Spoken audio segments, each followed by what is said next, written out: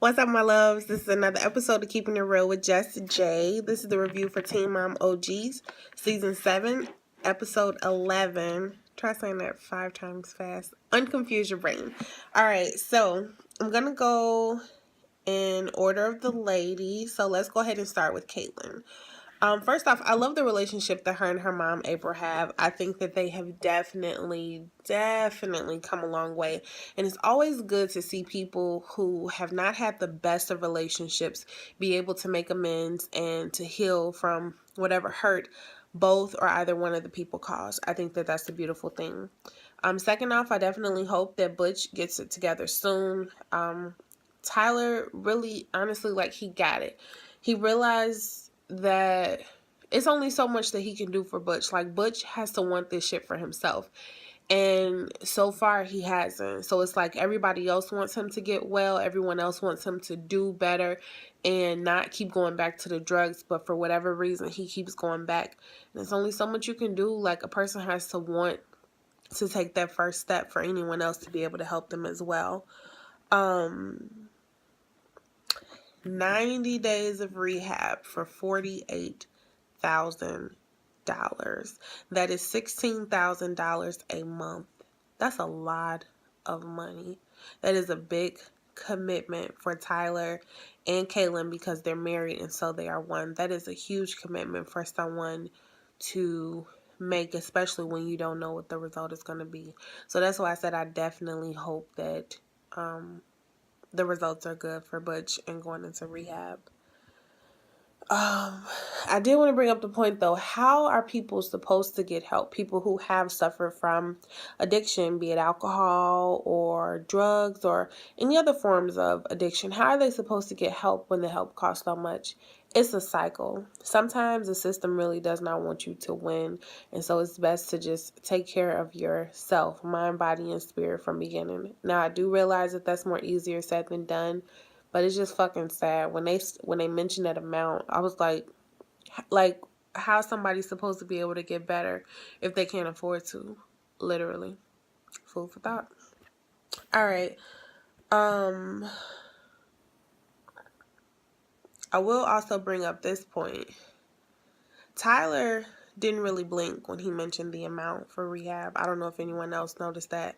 And that lets you know that Teen Mom and the whole franchise has been very good to the both of them in regards to how much money they make. So think about that. They both started out at 16.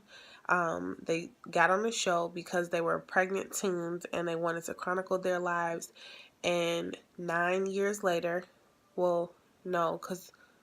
about 8 or 9 years because they turned it into a franchise. So about 8, 9, maybe 10 years because one of the people just had a birthday. So for about 10 years, the show has been, or the idea and the girls have been around and getting paid really, really nicely. That's an interesting concept. Maybe I'll touch on that in another video, but right now, no.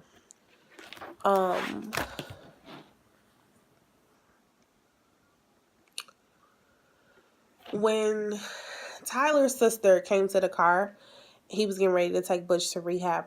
He looked so detached from speaking to his sister. It was almost like seeing someone, seeing a homeless person at a stoplight, and you know how sometimes if you don't want to make direct eye contact, you're either looking at your radio or you're looking straight ahead. That's how he was looking when his sister approached the car, and I was like, damn, what's going on?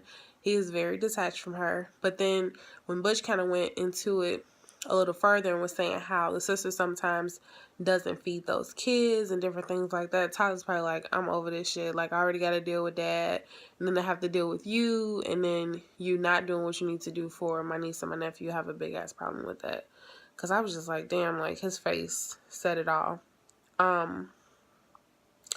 When he was at the house and he went in to get Butch, and he said he hated coming into that house because of chaos, I felt it.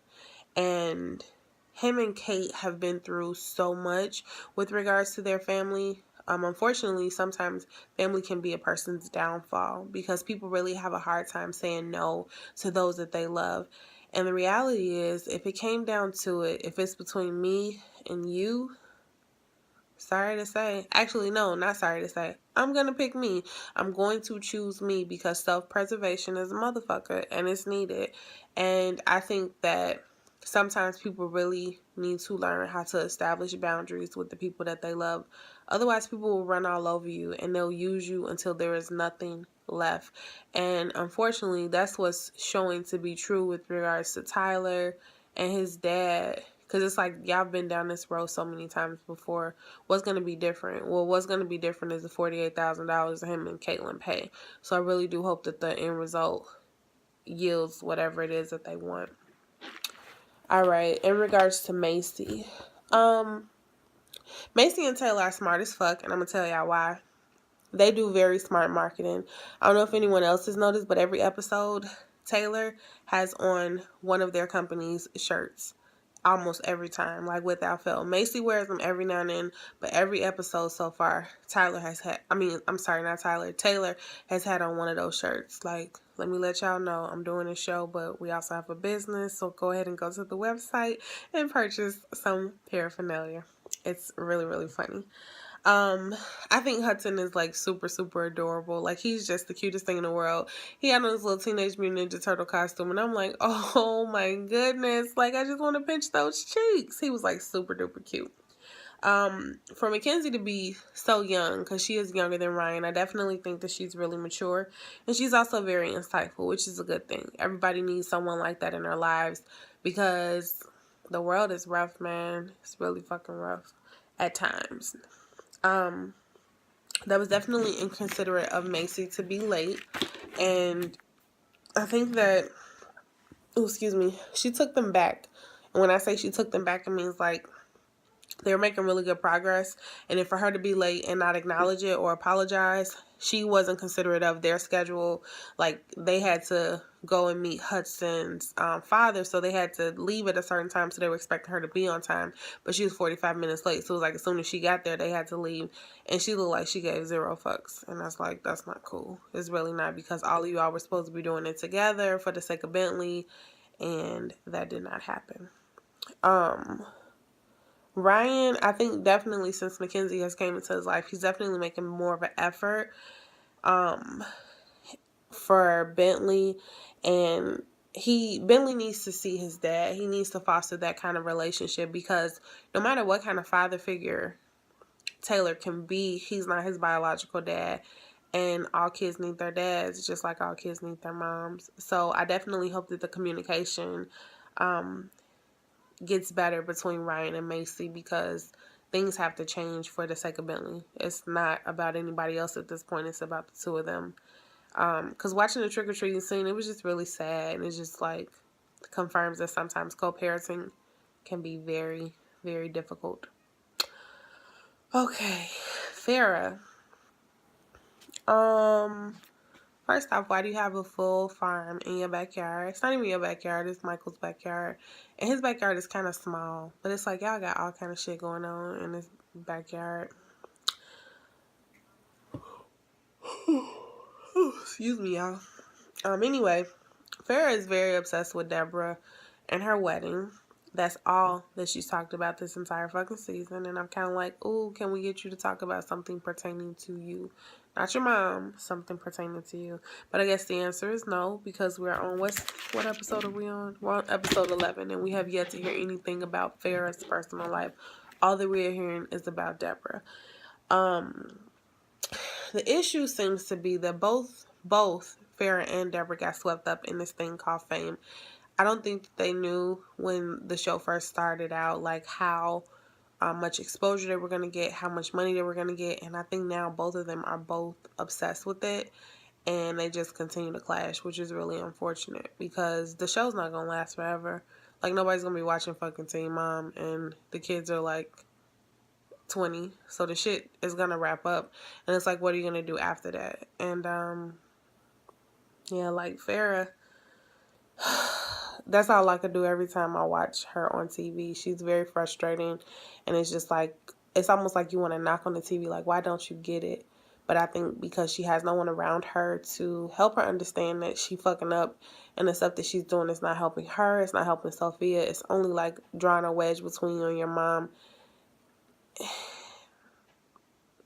Anyway, Farrah seems to be really sad, and instead of her just dealing with her shit, going to see a therapist, which she definitely needs to do, she tries to put everything off on her mom and make her mom to be the reason why she acts the way that she does or why she's so angry and upset. And at the end of the day, like, people can do stuff to hurt you. They definitely can. But at some point, you have to own your own shit. Like, yeah, this person fucked up, this person hurt you, but let me do what I need to do to self-improve. And Farrah has yet to do that. And she don't have nobody around her that's gonna tell her, like, you fucking up. I'm gonna need for you to just get better. Last thing with Farrah, why is she staying at her dad's house? You have more than enough income to rent a house until you do whatever you do. I think she's supposed to be moving or something, but why are you staying with your dad? Maybe for the sake of him babysitting and taking Sophia back and forth to school, but you can rent a house. Because your net worth is $2 million. Yes, I did look it up when I was taking my notes for this episode. So you're not hurting for money. So I'm gonna need for you to get up out of Michael's house, especially because you don't respect him, his space, or his rules. Amber. There was no real break between her relationship with Matt and her new relationship with Andrew. She really cannot be alone. And that says something. It's good to see Amber and Gary co-parenting. When they went to do the haunted hayride with Leah, I thought that was really sweet. I'm like, okay, this is cool. Gary definitely did make some good points. At times, like, I get kind of irritated with Gary, but for the most part, he basically just says what single mothers say about a lack or absentee father. So I can't even get mad at him. I just have to be like, well, yeah, valid point. Nothing else to say.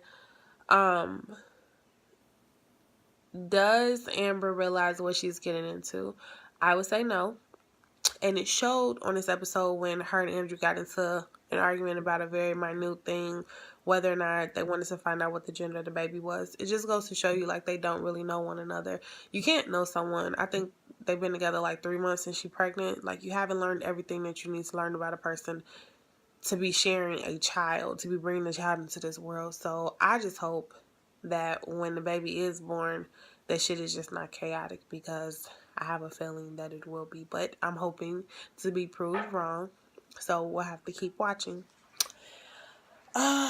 Yeah, that's all I have right now. Please go ahead and give this a thumbs up if you like this video. Comment below. I'd love to hear from you. I definitely want to thank you so much for watching. We'll talk very soon. Until we do, stay peaceful and blessed. Bye.